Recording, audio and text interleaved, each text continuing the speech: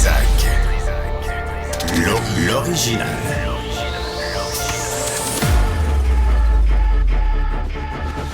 Du Trizac. Votre plaisir coupable. Bonjour tout le monde, surtout tous ceux et celles qui sont pris dans les bouchons. On a sorti des images. Isabelle, bonjour officiellement pour l'émission. On a sorti des images là, de la situation autour sur la rive sud de Montréal. Je disais, c'est rouge partout. Si c'est pas une gang de cabochons qui ferme le pont Jacques-Cartier pour dénoncer les changements climatiques en provoquant des bouchons de circulation où on pollue davantage, là, t'as un incendie, c'est pas de la faute, là, mais ça n'a pas été annoncé, par contre. Tôt Zéro. ce matin, on l'a pas vu. Google Maps, Waze, on n'avertissait personne. Rien. On regardait sur le web. J'ai même regardé sur Google, est-ce qu'il y a des articles décrits? Rien. J'ai commencé à avoir des publications Facebook, mais il a fallu se river le nez devant un pont fermé. Moi, je l'ai appris en vous écoutant à 6 heures. Je pars de chez nous à 6 heures. Puis là, j'ai pris le pont Champlain. Je pense que je suis passé en dessous du radar juste à temps. Mais rien sur la 132. Le MTQ a encore les doigts dans le nez. C'est vraiment une gang d'incapables. Ben, je me suis demandé, est-ce que les policiers ont averti? Comment ça s'est passé? Où la faille? Pourquoi on n'a pas été avisé? On va en parler à midi. Là. On va faire le tour de cette question-là puis une mise à jour de la situation. Parce que comme c'est encore vraiment bloqué, le Champlain, c'est rouge vin, là, jusque l'autoroute 30, l'autoroute 10, là, la jonction jusqu'à la Côte-de-Liesse, c'est vraiment pas beau. Mais on reçoit des textos de gens qui manquent de patience, qui contournent sur les voies d'accotement. Appelez-nous, là. Moi, je veux vraiment vous entendre, là. Jusqu'à 10h moins quart, je veux vous entendre. Appelez-nous. On avait prévu autre chose, là, mais c'est ça qui est prioritaire. Oui. Appelez-nous, mais appelez-nous avec un message au ministère des Transports. Appelez-nous pour un message à la Ville de Montréal, aux municipalités. Appelez-nous avec un message pour savoir comment ça se fait. Regarde les chiffres, là, puis on va continuer sur l'état. En construction du pont Champlain, 1962. Population de l'île de Montréal, 1,9. Population de grande région de Montréal, 2,2 millions. Ça veut dire les banlieues. 2026, population de l'île de Montréal, 2,2. Mais la grande région de Montréal, c'est 4,4 millions d'habitants. Depuis 1962, il n'y a pas eu d'autres ponts, alors que la population a doublé. Alors, y a-tu quelqu'un qui peut s'enlever les doigts dans le nez? Puis le ministère des Transports, puis là, évidemment, Valérie Plante ne voulait pas plus de voitures, mais si... Tu sais, c'est comme, on arrête de ramasser les vidanges, il n'y aura plus de vidanges. Mais on est pris parce que là, maintenant, on fait affaire avec le coût des matériaux qui n'a pas de bon sens, avec le fait que notre transport en commun ne suit pas nécessairement. Mais là, on n'est pas assez de payeurs. Puis là, il y a des délais. Le REM est en panne. C'est ça. Oui. Mais je comprends pas qu'on soit pas capable d'évaluer la démographie d'une ville puis dire, bon, peut-être que 3 ponts puis un tunnel qui est en réparation, en passant... avec des retards et des surplus. Comment se fait qu'on n'est plus capable, au 21e siècle, de faire ce qu'on arrivait à faire dans les années 60 au 20e siècle avec une technologie de bric-à-brac? Comment ça se fait qu'aujourd'hui, là, ça coûte tout plus cher, puis c'est tout plus long, il y a plus de crosseurs de toute évidence. Bureaucratie. La bureaucratie, ça, mais aussi des politiciens flancs mous. Les flancs mous, pas capable de dire, là, ça va en prendre. Puis là, on va s'organiser, puis on va faire des ponts, parce qu'on n'y arrive pas. Sur la Rive-Nord, c'est pareil. Là, t'as le pont Papineau, t'as le pont Viau, qui est tout petit, le pont Cartierville, t'as la 13, t'as la 15. Mais sur la Rive-Sud, écoute, c'est insensé qu'il n'y ait pas de nouveaux ponts. Puis depuis qu'on en parle, le pont Mercier est en réparation depuis 2008. Victoria, tu peux pas toujours le prendre non plus. S'il y a un bateau, tu peux pas y aller. C'est ça. J'ai réalisé la vulnérabilité ce matin devant le pont. Je me suis dit, c'est quoi mon option? Je sais même pas quoi faire. Puis t'avais pas ton maillot de bain pour traverser en la nage. En plus, parce que sinon, paddleboard, t'écoutes bien, tu sais. Ça se passe. Mais rien, tu sais, rien de prévu. Tu sais, quand ils ont annoncé les travaux dans le tunnel, je me souviens d'avoir parlé à la ministre... responsable de Montréal.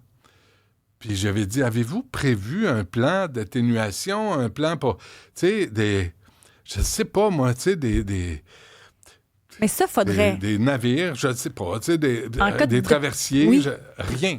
Traverser, ça peut être, tu sais, ça pourrait être une solution. Ouais. Il est là à Québec, la traverse Québec-Lévis. Ben oui, mais à Montréal, là, rien. Puis on veut pas... Là, on dit, si on construit pas, il va y avoir plus de voitures. Hey, ça n'empêche rien. Ça n'empêche rien. Regardez l'état des choses. Dès que tu as des crétins qui bloquent un pont ou qu'il arrive un accident, moi, écoute, la dernière, à un moment donné, à Cube, c'est Richard qui me précédait. Il faisait l'émission avant moi. Je commençais, je pense, à 11h30. Et il y avait eu un incendie sur les rails du REM qui était en construction. Isabelle, le bouchon là-dedans, puis la police, bien assis dans leur char, bien assis à rien faire. C'était jamais... Écoute, je suis arrivé en retard. Richard a dû prendre la relève pendant au moins 10-15 minutes. Mais imagine quelqu'un qui a un malaise, une femme enceinte qui perd ses os, ou peu importe, il arrive une situation d'urgence. Les enfants sont en crise pour X raisons. Un traitement pour un cancer. Oui. Tu sais, puis là, une chirurgie. Vis avec. Vis avec. Ferme ta gueule, paye tes taxes, mais vis avec. Puis il n'y a toujours pas... Je ne sais même plus c'est qui le ministre des Transports présentement. C'était Geneviève Guilbeault, je ne sais pas c'est qui. Ben là, c'est Jonathan Julien. Il est où, Jonathan Julien? C'est un autre qui a les doigts dans le nez, puis l'autre dans le péteux, qui n'a rien fait depuis qu'il est en politique. Rien, fuck all. Tu l'appelles, ah non, je me fais faire des mèches, je peux pas venir en entrevue. Il a peur de son ombre. Là, il est ministre des Transports. C'est quand même important, le ministre des Transports. Moi, j'arrive ce matin sur la 132. Puis il n'y a aucune indication nulle part pour dire que le pont Jacques-Cartier est fermé. Non. Fait qu'il laisse les gens se diriger vers le pont Jacques-Cartier, puis constater que le pont est fermé. Puis là, démerdez-vous. Il faudrait qu'il y ait des processus, peut-être des plans d'urgence. S'il arrive quelque chose, un jour, il y aura une catastrophe ou peu importe ce que c'est. Aujourd'hui, c'est un incendie qui est incontrôlable. J'avoue que ce matin, il y a des gens qui nous écrivaient, ça fait 1h30 que je suis dans mon auto, je suis pas près d'être rendu. Des gens qui partent à 6h30 le matin puis à 9h ne sont pas arrivés. Mais même là, le pont Jacques-Cartier, là, c'était du côté où on rentre à Montréal. Oui. Est-ce qu'il n'aurait pas pu ouvrir la voie du côté où on va vers la rive sud, mais en direction de Montréal? Est-ce qu'il y avait un danger? Gérer. Ben, je sais pas. Gérez-le. Là. Il y en a assez de policiers assis dans leur char. Quand tu tournes à la mauvaise place à gauche, il y a toujours un policier. Là, déployé police. Ils ferment le pont quand il y a les feux d'artifice à la ronde l'été, là. Ouais. Bon. Richard, il y a aussi ceux qu'on oublie, les camionneurs. Richard, bonjour. Bonjour, M. Dutrisac. Merci d'être là. Vous êtes où exactement, vous? Ben là, je descends de la BTB. Moi, je suis camionneur, puis je fais beaucoup du Québec-Ontario, puis du nord de l'Ontario, puis tout ça, tu sais. Puis, dans le fond, moi, je dis que... moi, je descends à 15, là, 117, là. Puis, juste les viaducs. On parle pas, là, juste du nord, là. Les viaducs, c'est à 30, c'est à 10, c'est à 40, c'est à 15. Ça fait des années et des années que c'est comme ça. Puis, il y a des trous, des crevasses, tu vois le métal sortir de là. Moi, je pogne un trou là-dedans, là. Mon pneu en avant sur mon camion crève, là. Ouais. Je peux déraper, tuer 3-4 personnes, puis me tuer moi ici. Ouais. Puis, on dirait que la sécurité, là, c'est zéro. Québec, laxisme total sur pas mal d'affaires. Mais là, Richard, vous me parlez pas mal découragé. Vous me parlez de l'entretien des routes, là, puis ça, c'est aussi sur la liste des priorités qui devraient être au ministère des Transports. Mais là, ils refusent des projets des villes, puis ils t'appellent là, puis écoutez, Richard, je sais pas, il y a jamais personne pour te répondre de façon intelligente au ministère des Transports. Ça se peut pas, tu sais. Puis là, aujourd'hui, vous êtes là, vous êtes où? Vous êtes sur la Rive-Nord? Oui, ben là, je suis à Mont-Laurier, présentement, je descends vers Montréal. Non, venez pas à Montréal, Richard. Faites du télétravail. Faites du télétravail. Moi, après, aussitôt que je peux sortir de la ville, si je me sauve... je comprends. Non, mais... Je viens comme tout angoissé, tout oppressé quand je suis à Montréal, il faut que je sorte de ça. Sérieusement? Sérieusement? Ça vous stresse de venir à Montréal? Oui, écoutez, moi, c'est aussitôt que je suis rentré, il faut aussitôt que je sorte parce que autant que les automobilistes n'ont plus aucune tolérance envers les camionneurs, tu sais. Ouais. Puis je les comprends, c'est correct, là, le monde mais c'est vrai que le monde est stressé et tout ça. Mais tu sais, juste pour en revenir à l'état des routes, là, en Ontario, là, c'est là 20 ans, là, il était ça à coche, OK? Le Québec était ça à coche. C'est le déneigement, peut-être pas sur l'état des routes, là, mais on était dans les premiers, là, sur l'état des routes. Là, c'est rendu que l'Ontario, là, Puis c'est pas d'aujourd'hui, là, le jus de betterave, l'empêcher que ça jette, la prévention, eux autres, là. Moi, je roule là, je fais beaucoup de l'Ontario. Puis tabarouette, ça arrête pas. Les déneigeuses, le sel, le jus de betterave, let's go, on n'arrête pas. Ils sont à la job. Et boum, c'est propre. Ah oui, ils sont là. Puis même sur le travail, là, tu sais, le travail, là, il arrive un accident, la route est maganée, n'importe quoi, il y a 2-3 plaintes. Dans l'année qui est faite, c'est fait. Tu sais? Et écoute, bon, Richard, ouais. évitez Montréal, téléportez-vous. Il y a comme deux appels en même temps. Oui, non, on a deux en même temps. OK, merci Richard, lâchez pas, bon courage. François qui a quitté le transport il y a 2 ans parce qu'il était écœuré d'aller à Montréal. C'est vrai? Oui. Ah oui, non, puis le message, pouvez-vous remettre le message qui vient de passer? Jonathan, parce Julien? qu'on parle de Ghislain, c'est le message anti-voiture qui est bien ancré. Combien sont anti-voiture, anti-pont et infra? Moi aussi, je suis anti-voiture. Moi, si on pouvait... J'ai une voiture électrique pour éviter de polluer, tu sais, mais il reste que... J'aimerais ça pas prendre... Pour vrai, j'aimerais ça ne pas prendre ma voiture à Montréal. Pour vrai, c'est un rêve. Ben oui.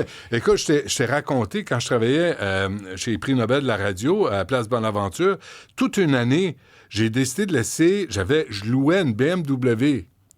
Je la laissais là, elle portait 100$ par mois. Là. C'était un prix de fou, là. Puis je prenais l'autobus au coin, à 8 minutes de marche. Je débarquais à de la Gauchetière, je traversais la rue, j'étais heureux. Oui. Pendant les travaux du pont Champlain, où c'était jammé partout, j'étais absolument heureux avec une voie réservée. Tu as une charge mentale de moins, sincèrement, de ne pas trouver de stationnement, de ne pas dépenser pour ça, d'être pris avec quelqu'un qui manque de civisme. Mais là, cet autobus-là n'existe plus. Pourquoi? Parce que là, on envoie tout au REM. Fait que là, les gens partent, ils prennent l'autobus, s'en vont au REM, ils arrivent au REM, c'est encore en panne. Puis là, ils disent, prenez pas votre voiture. Je veux bien, mais quand on prenait les autobus, et ça allait bien, là, il y avait une voie réservée, les autobus roulaient, c'est magnifique. Bien, évidemment, la caisse de dépôt, les prix Nobel, Arbo, tous ces incapables-là, ils ont tout annulé, ils ont tout barré, ils ont interdit tout autobus qui va dans le même sens que le REM en direction de Montréal. Fait que là, t'es pogné avec le REM. Mais c'est dommage parce que le REM, quand il va bien, c'est le fun. Mais c'est juste qu'il y a tellement même de quand pépins. il va bien, t'es pas obligé... Pourquoi t'es obligé de tu sais, c'est comme si notre temps n'était pas précieux. Mais la gang de jambon à la caisse de dépôt, là, qui ont des primes malgré leur incompétence, eux autres, leur temps est précieux en nasty. Nous autres, c'est pas grave. Nous autres, c'est pas grave. Prends un autobus, va au REM. Ouais, mais c'est 20 minutes de plus. Oui. 20 minutes de plus aller, 20 minutes de Revenir. plus. Des enfants à les chercher, j'ai un souper à préparer, j'ai une vie familiale, j'ai pas à te rendre de compte, mais j'ai pas à ajouter parce que tu veux rentabiliser ton hostie de REM qui marche jamais avec des autobus qui allaient bien avant. Oui. Puis ils nous l'ont dit, là, ceux qui organisent le transport, j'oublie le nom de l'organisme, là, mais il était venu ici, le porte-parole, pour dire le REM a saccagé le réseau de transport sur la Rive-Sud.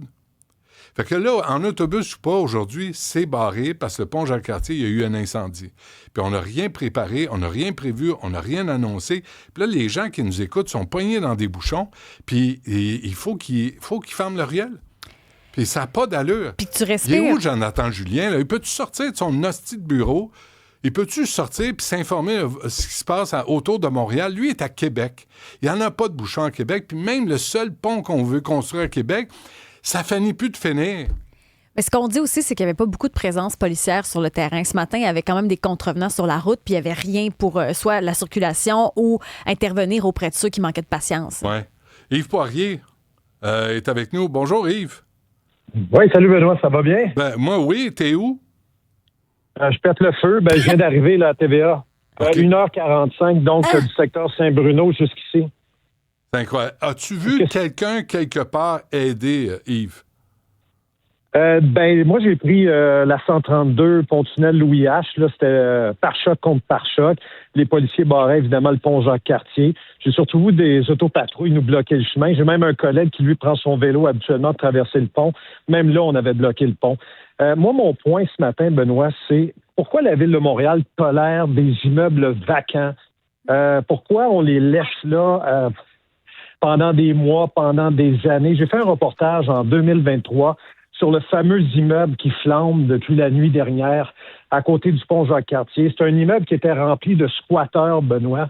Des gens donc qui ont réussi à entrer. Ouais, On a placardé. Ils ont retiré les planches, sont entrés. Le problème, je ne blâme pas les itinérants ce matin, on n'a pas la cause exacte de l'incendie, mais si par exemple, ce sont des gens qui ont encore réussi à s'introduire parce que l'immeuble est vacant, parce que la Ville de Montréal tolère ça, parce que le propriétaire paye ses taxes, puis on dit c'est correct, t'as pas besoin de lui donner une véritable vocation. Ouais. Ça peut comporter des risques. C'est plus le point que j'amène ce matin, parce que t'en as des dizaines d'immeubles comme ça vacants à Montréal. J'ai fait des entrevues avec d'autres propriétaires qui voient des squatteurs entrer. Il y a des risques d'incendie. Alors moi, c'est plus le point ce matin. Si par exemple cet immeuble avait une véritable vocation, Isabelle Maréchal dit qu'elle avait des bureaux à l'époque à cet endroit-là. Et déjà à l'époque, Benoît, on manquait de chauffage, il y a des problèmes de toutes sortes. Alors réparons ces immeubles, donnons-leur peut-être une véritable vocation et on pourrait éviter des situations comme celle de ce matin, je pense. Alors voilà, c'était mon observation du dossier. Mais en dehors de la gestion des bouchons et des ponts et de la circulation, Yves t'amène un point absolument pertinent. L'état des immeubles délabrés à Montréal, puis on attend que ça flambe, puis quand ça flambe, ça perturbe toute la population puis du les sud pompiers qui sont au froid Montréal. aussi pour éteindre les flammes. Oh, oui. OK, merci Yves, on se reparle. À bientôt. Il y a Philippe aussi qui est avec nous. Philippe, bonjour. Oui, bonjour Benoît. Oui, vous êtes où, vous, Philippe? Oui, ben là, moi, je suis à l'entrée du tunnel. Je pars de Drummondville avec mon semi-remorque. OK. Puis, je m'en allais à Repentigny, mais moi, je comprends pas que pour de Drummondville à Repentigny, ou que je sois, mettons, à Boucherville, puis j'aille à Repentigny ou Terrebonne, il faut que je passe par Montréal. Ben oui. Il n'y aurait pas un pont après le tunnel plus à l'est? Oui, il y a une île, il y a 2-3 îles là, sur lesquelles on pourrait mettre des pylônes, puis on pourrait traverser le fleuve. C'est des endroits qui sont moins larges. Ça veut dire que ce matin, ça aurait été moins compliqué de prendre le pont La Violette à Trois-Rivières. Probablement, pour rentrer à Montréal. J'y ai pensé, Ah oui? Oui. Je le fais le soir. Je passe par... Des fois, j'étais à Mascouche, Terrebonne, au Repentigny avec mon semi-remorque. Je passe par Trois-Rivières pour retourner à Drummondville. C'est moins long. C'est incroyable. Fou. Mais tu sais, Philippe, moi, tu vois, on voit les ministres des Transports passer un après l'autre, là. Puis il n'y en a pas un qui s'enlève les doigts dans le nez puis dire, là, Montréal est le moteur économique du Québec. On peut-tu s'assurer que vous autres, les camionneurs, là, puissiez travailler comme du monde, que les gens puissent circuler? Oui, on va faire des transports en commun, c'est important. Oui, on va faire des pistes cyclables, mais on peut-tu laisser aussi les gens circuler?